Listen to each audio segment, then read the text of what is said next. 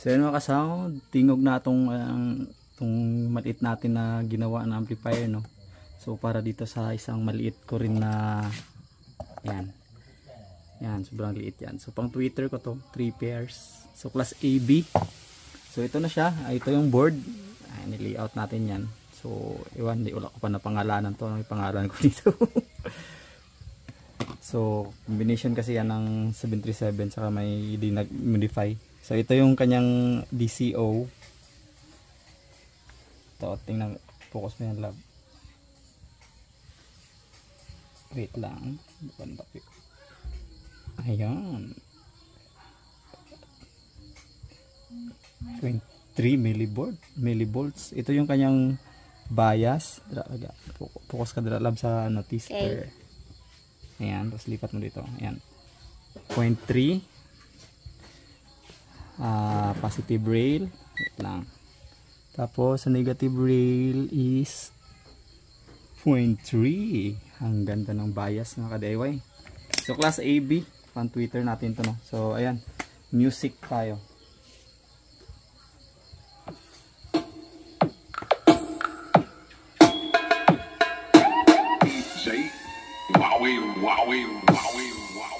Remix.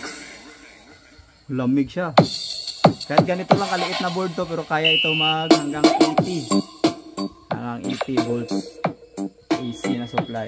Pero supply natin ngayon is ano lang. Yan, 42. Yan lang din yung gamitin kong supply para sa kanya. Kasi pan tweeter lang naman natin yan. Class AB. Yan, so ngayon tingnan naman natin yung oscillation niya. So total, ito naman din yung gagamitin na transformer ko. Titingnan natin kung ilang RMS tong 3 pairs na to at saka ito.